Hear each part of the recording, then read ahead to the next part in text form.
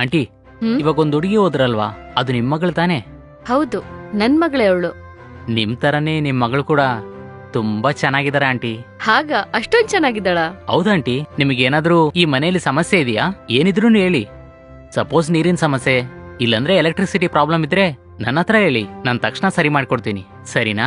ಏನಾದ್ರೂ ಇದ್ರೆ ಹೇಳ್ತೀವಿ ನಾವು. ನೀವ್ ಈ ಮನೆಗ್ ಬಂದು ಹೇಗಾದ್ರೂ 1 ತಿಂಗಳ ಮೇಲೆ ಆಯ್ತಲ್ವಾ? ಹಾ ಹೌದು. ನಮ್ ಮನೇಲಿ ಮಂಚ, ಫ್ರಿಡ್ಜು, ಬೆಡ್ಡು ಇದೆಲ್ಲ ಇರೋದಕ್ಕೇನೆ ನಮಗ್ ತುಂಬಾ ಹೆಲ್ಪ್ಫುಲ್ ಆಗಿದೆಪ್ಪ. ಇಲ್ಲಾಂದಿದ್ರೆ ಇದನ್ನೆಲ್ಲ ನಾವೇ ಕೊಂಡ್ಕೋಬೇಕಾಗಿತ್ತು. ಓ ಹೌದಾ, ಓಕೆ ಓಕೆ. ಈ ಬಿಲ್ಡಿಂಗ್ ಪೂರ್ತಿ ನಿಮ್ದೇನಾ? ಹೌದಾಂಟಿ, ನಮ್ದೇನೆ. ಈ ಬಿಲ್ಡಿಂಗ್ ಅಲ್ಲಿ 4 ಫ್ಲೋರ್ ಇದೆ. ಈ ಫ್ಲೋರಲ್ಲಿ ನನ್ನ ಕಸಿನ್ ಅವ್ರ ಫ್ಯಾಮಿಲಿ ಜೊತೆಗಿದ್ರು. ಅವರಿಗೆ ಫಾರಿನ್ ಅಲ್ಲಿ ಕೆಲಸ ಸಿಕ್ಕಿದ್ರಿಂದ ಫಾರಿನ್ ಹೋಗ್ಬಿಟ್ರು. ಈ ಮನೇಲಿರುವಂತ ಸೋಫಾ, ಫ್ರಿಡ್ಜು ಎಲ್ಲಾನು ನನ್ನ ಕಸಿನ್ ತಗೊಂಡಿದ್ದೆ. ಓ ಹಾಗಾ? ಅವ್ರು ಹೇಗಾದ್ರೂ ಇಲ್ಲಿ ತಿರುಗಿ ಬರೋದಕ್ಕೆ 2-3 ವರ್ಷದ ಮೇಲೆ ಆಗುತ್ತನ್ಸುತ್ತೆ. ಓ ಹಾಗಾ? ಅದಿರ್ಲಿ, ನಿಮ್ದು ಸ್ವಂತ ಅಂತ ಈ ಬಿಲ್ಡಿಂಗ್ ಮಾತ್ರ ಇರೋದಾ ಅಥವಾ ಬೇರೆ ಯಾವ್ದಾದ್ರು ಪ್ರಾಪರ್ಟಿ ಇದೆಯಾ? ಆಂಟಿ, ನಮಗಿನ್ನು ತುಂಬಾ ಪ್ರಾಪರ್ಟೀಸ್ ಇದೆ. ಹ್ಮ್ ಈ ಸ್ಟ್ರೀಟ್ ಎಂಟ್ರೆನ್ಸ್ ಅಲ್ಲಿ ಒಂದು ದೊಡ್ಡ ಕಾಂಪ್ಲೆಕ್ಸ್ ಇದೆ ಅಲ್ವಾ, ಹ್ಮ್ ಅದು ಕೂಡ ನಮ್ದೇ ಆಂಟಿ. ಈ ಬಿಲ್ಡಿಂಗ್ ನಮ್ಮ ಅಪ್ಪನ ಹೆಸರಲ್ಲಿದೆ. ಆ ದೊಡ್ಡ ಕಾಂಪ್ಲೆಕ್ಸ್ ಇದೆ ಅಲ್ವಾ, ಅದು ಪೂರ್ತಿ ನನ್ನ ಹೆಸರಲ್ಲಿದೆ.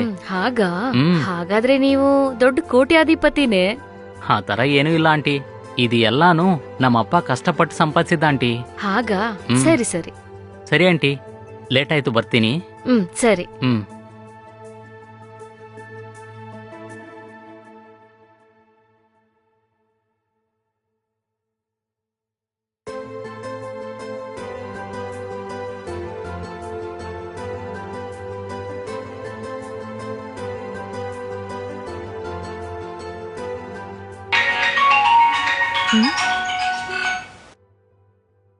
ಅಯ್ಯಯ್ಯೋ, ಇವನ ದುಡ್ಡನ್ನ ವಾಪಸ್ ಕೇಳಿದ್ರೆ ಏನ್ ಮಾಡೋದು?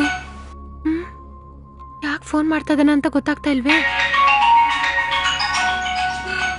ಸರಿ, ಏನ್ ವಿಷಯ ಅಂತ ಕೇಳೋಣ. Hello hello. Hello, hi. Hi. ಹಾ ಶ್ವೇತಾ, ಹ್ಮ್ ನಿಮ್ಮ ಅಮ್ಮನ ಹಾಸ್ಪಿಟ್ಲಿಗೆ ಕರ್ಕೊಂಡು ಹೋಗ್ಬೇಕಂತ ಹೇಳ್ತಾ ಇದ್ರಲ್ವಾ, ಹಾಸ್ಪಿಟ್ಲಿಗೆ ಕರ್ಕೊಂಡು ಹೋದ್ರಾ? ಹೌದು ರೀ, ಕರ್ಕೊಂಡು ಹೋದೆ. ಅವರಿಗೆ ಆಪರೇಷನ್ ಮಾಡ್ಬೇಕಂತ ಹೇಳಿದ್ದಾರೆ. ನೀವು ಕೊಟ್ಟ 25,000ನೇ ಅಡ್ವಾನ್ಸ್ ಆಗಿ ಕಟ್ದೆ ನಾನು.